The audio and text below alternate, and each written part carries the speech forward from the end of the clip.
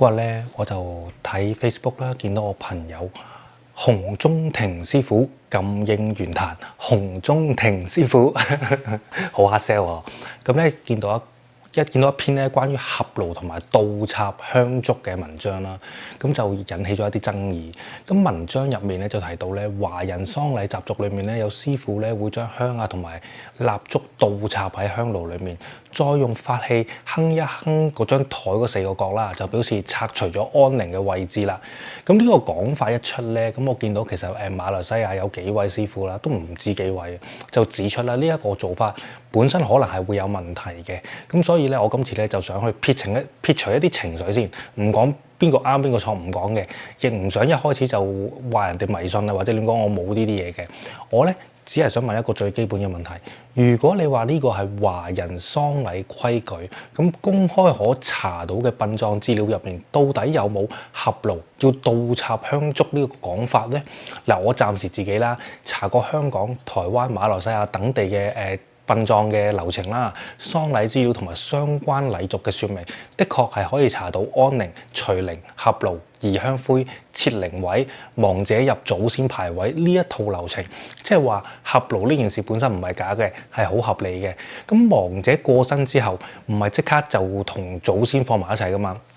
中間咧可能有一段安寧嘅日子啊，即係安寧期啦，有獨立嘅牌位，有亡者嘅香爐，之後再做除靈或者合爐，將亡者納入祖先系統。嗱，呢個方向咧係有根有據嘅。嗱，佢講從亡者香爐取少量香灰放入祖先香爐，呢個亦都係合爐入邊相當核心嘅動作。所以呢部分咧，我係唔會否定嘅，冇得否定嘅。但問題就嚟啦，我暫時未見到有正式殯葬資料明文寫住合爐或者拆台嘅時候啦，必須將香同埋蠟燭倒插喺香爐。嗱，呢個先係真正爭議嘅位置，因為咧佢嗰篇貼咧就好容易令人混淆咗嘅地方就係要將合爐同埋倒插香燭綁埋一齊嚟講啊。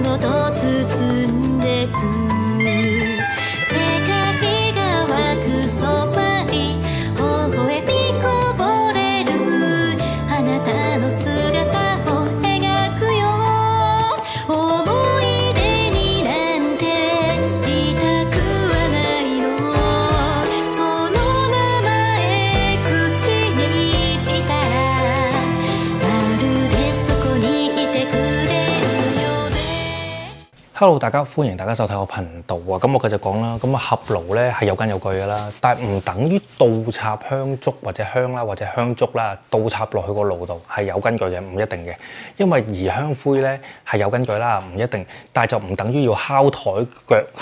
角啊，先至係正式流程，唔係嘅。咁設靈位係有根據啦，但係就唔等於所有師傅都要將香同埋蠟燭倒插嘅。嗱，呢幾樣嘢係唔同層次嘅，一個係公開殯葬流程可以查得到嘅禮俗骨架啦，一個咧可能係地方師傅現場嘅做法，嗱，一個可能係壇口嘅口傳啦，一個可能係呢個人嘅詮釋啦。嗱，如果將呢幾樣嘢全部溝埋晒一齊，讀者就可能會以為啦，倒插香燭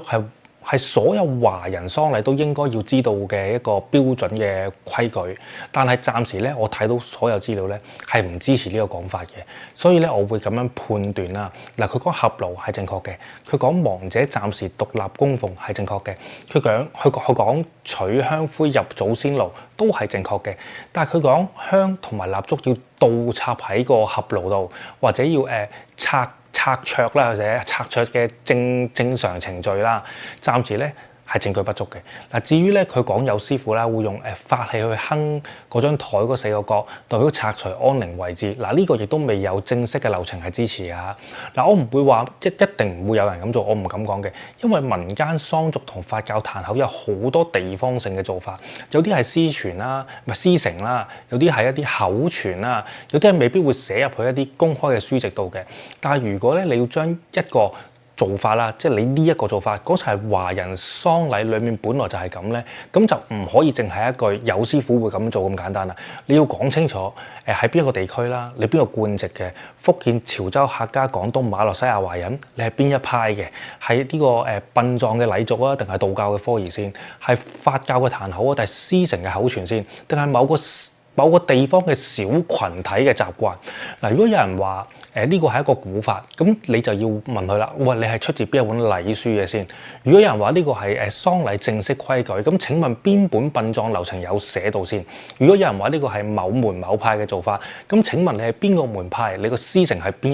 一個地區？嗱，呢個問題，呢啲問題啊，頭先我講我都係問題，唔係挑釁嘅，唔係，我係要做一個研究。呢個咧係做研究最基本嘅要求嚟嘅，因為一炷香倒插咧，其實未必足以證明有人不敬嘅，唔一定嘅。但係如果有人想用呢個動作去教育世人，話大家唔識傳統、唔識合爐、唔識喪禮，咁佢就更加有責任要攞出證明出嚟啦。唔可以一邊話自己講傳統啦，一邊又話又唔講個出處出嚟啦，咁唔得噶嘛。唔可以一邊話人哋誤會咗，一邊又將地方做法包裝成全華人嘅標準，嗱，更加唔可以將可能係個別師傅嘅現場動作變成好似所有人都應該認識嘅正規禮法，係唔可以嘅。所以咧，今次我真正想講嘅唔係要否定合爐，我唔係要否定合爐，合爐係有根據嘅。我亦唔係要否定地方師傅可能有自己嘅做法啦，唔係嘅。即係冇問題嘅。如果你話你係一個局部地區性嘅做法咧，係完全恰當嘅。但係民間禮俗咧，本來其實就有好多地方係有差異嘅，我明嘅。但係我反對㗎啦，我反對嘅係將有根據嘅合爐同未證實嘅倒插香燭溝埋一齊嚟講，然後用一種好肯定嘅語氣講到好似呢個先係一個正式規矩。嗱，呢個先係一個問題，因為傳統唔係一句我聽過咁就算㗎嘛。傳統係要講來源，禮俗係要講地區，法教要講師承，殯葬要講流程。如果講唔出來源嘅，至少你都要誠實咁講。嗱，呢個可能係某啲地方嘅師傅嘅做法，咁就好聽好多咯。而唔係講到好似全世界華人喪禮都要係咁做，唔可以嘅。所以倒插香燭呢件事咧，我暫時會放喺一個位置啦。佢可能係某啲地方、某一個區域、某一啲師傅、某一啲壇口嘅象徵動作，但係就目前啊公開可以查到嘅殯葬資料嚟講咧，佢未可以證明合爐或者拆桌嘅正式嘅標準流程，佢唔係嘅。嗱，呢句説話咧好重要嘅，因為咧我哋唔係為咗，我唔係為咗要挑釁或者鬧人而查資料嘅，唔係。我哋要分清楚先，邊啲係確定嘅禮俗，邊啲係地方性嘅可能，邊啲係師傅嘅口傳，邊啲係個人嘅詮釋，邊啲可能係網絡上面嘅講法。嗱，如果分唔清楚嘅話，最後就會變成有人見到倒插香就一句講話大不敬，咁就唔啱噶啦。有人話見到合爐咁就一句話合爐係一定啱嘅，咁唔可以咁樣計嘅。但係咧，真正嘅問題係合爐正確，真係唔代表倒插香燭係正確嘅。嗱，地方有人做唔代表全華人都係咁做，師傅有口傳唔代表殯葬書有明文。即係一支香咧調翻轉嚟插咧，其實已經係好敏感噶啦。但係更加敏感嘅係有人用傳統兩個字將未證實嘅做法包裝成標準嘅答案，呢個先係今次真正應該討論嘅地方。嗱，今次咧我用嘅資料來源咧主要分咗幾類。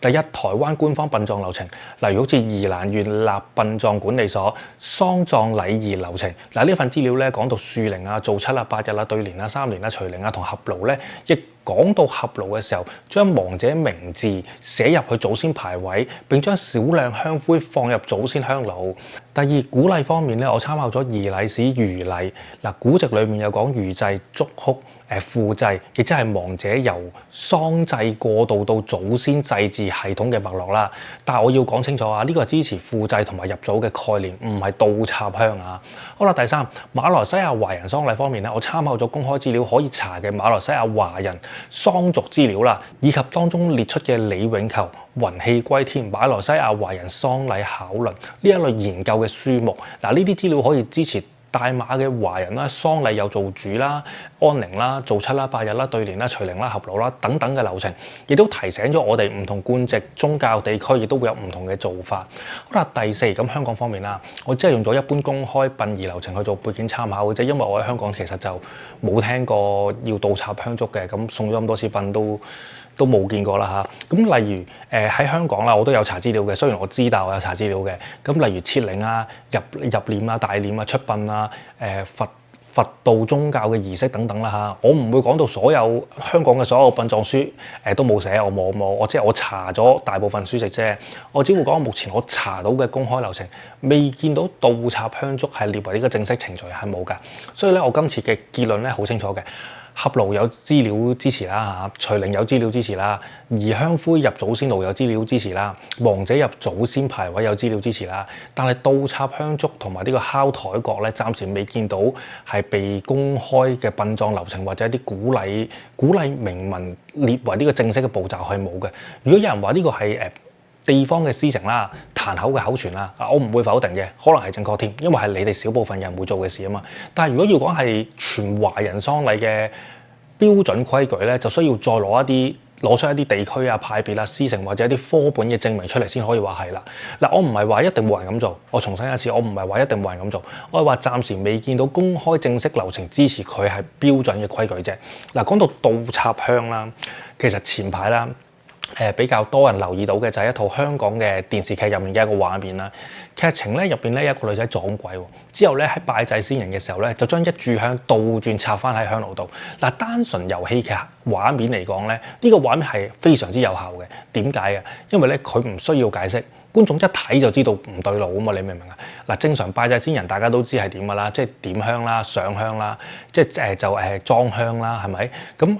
香頭係向上，香腳係向下咁上香噶嘛，係咪先？但係當佢將一個最基本、最日常、個個都識、最熟悉嘅動作倒翻轉嚟做，成個畫面即刻變成一種反常狀態。而呢個反常正正就係吸引人哋嘅地方啦，因為倒插香唔止係一個動作，佢係將敬調翻轉，將拜調翻轉，將正常供奉調翻轉。所以咧，即使係觀眾都好啦，唔識得法教又好，唔識得喪禮嘅流程都好，唔識得合爐，唔識得隨靈，乜嘢都唔識都好，都會本能地覺得，哇！呢一炷香係有問題喎，呢個人嘅拜祭係有問題喎，呢場戲背後一定係有啲嘢發生咗。嗱，呢個就係電視劇最聰明嘅地方啦。佢利用咗華人對香嘅集體記憶，香本來係用嚟敬神敬祖求告連接，但係當支香倒翻轉插落去嘅時候，就好似將成個關係倒轉咗。本來係敬就變成不敬，本來係拜就變成係反拜，本來係連接就變成咗斷開。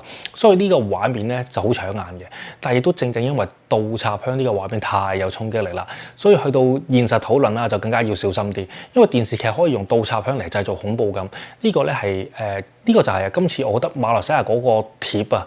引起嘅爭議嘅一個原因，因為倒插香本身已經係一個反常嘅符號。如果我哋將呢個反常嘅符號再同合爐啊、拆台啊或者隨靈啊呢啲正式嘅喪禮流程綁埋一齊嚟講，咁觀眾就好自然會去問啦。將反常嘅嘢放入正式傳統入面，成件事就變得好有吸引力，好似我呢一種普通嘅凡人咁啦，可能都會將呢一個內容記入佢心裏面。但係如果現實有人用倒插香去教育大眾嘅話呢個係華人喪禮或者合爐本來就有嘅規矩，嗱咁就真係要攞出證明出嚟啦。所以咧，倒插香嘅喺電視劇裏面啦，可能就係一個非常之好嘅畫面。但喺現實討論入面咧，佢就唔可以只係一個好嘅畫面，係絕對需要查清楚個來源。因為原本上香呢件事咧喺華人文化入邊咧，本身就係一個敬拜嘅動作，無論係拜神、拜祖先、拜乜都好啦嚇。正常插香都係代表尊重啊、供奉啊、稟告或者連接噶嘛，但係咧倒翻轉頭嚟插就真係唔同啦。嗱，倒插香將一個原本代表敬意嘅動作倒轉咗喎，呢個就係反常嘅狀態。嗱，喺好多華人嘅集體記憶入邊咧，未必會理解成另一種正確嘅做法嘅，反而好多時候會被理解成不敬啊、冒犯啊，甚至乎係某種反向嘅意思啦。嗱，呢個咧先係我覺得咧有必要認真查資料嘅原因。如果呢件事只係電視劇嘅畫面，咁大家可以當係戲劇效果啫。但係如果有人喺現實，咁其實而家佢都係現實啦。入邊講到好似倒插香係合爐啊、拆台喪禮裡面嘅正式規矩，甚至令一啲唔熟悉禮俗嘅一啲人啦，以為哇我會跟住照做喎，應該係啱嘅喎，咁問題就大啦。如果一個人本來係想敬拜先人，但係如果佢跟住一個未經證實嘅做法去倒插香，最後可能唔係敬拜喎，係不敬喎，即係可能難聽啲阿爸媽過身。我倒插支香先咁，好大鑊噶嘛，大佬。嗱呢個咧就唔再係單純嘅網絡爭論啦，而係關乎一個傳統動作會唔會被錯誤教導、錯誤模仿，甚至乎係錯誤流傳啊。所以我今次要查嘅唔係邊個人啱，邊個人唔啱，唔係輸唔係贏，冇呢啲嘢嘅，而係呢個做法到底有冇根據？嗱，如果有嘅話咧，就要講清楚來源啦。如果係地方做法，咁唔該你真係講清楚個地方先。如果你係師承口傳嘅話，唔該你講清楚你師承邊一派，你師傅係邊個。咁就最好啦嚇。咁如果查唔到正式流程支持嘅話，就唔應該講到好似所有華人喪禮都要咁做，唔可以嘅。因為傳統最驚嘅唔係有人唔問，傳統最驚嘅係有人未查清楚就將一個反常嘅動作包裝成為正統。另外咧，我自己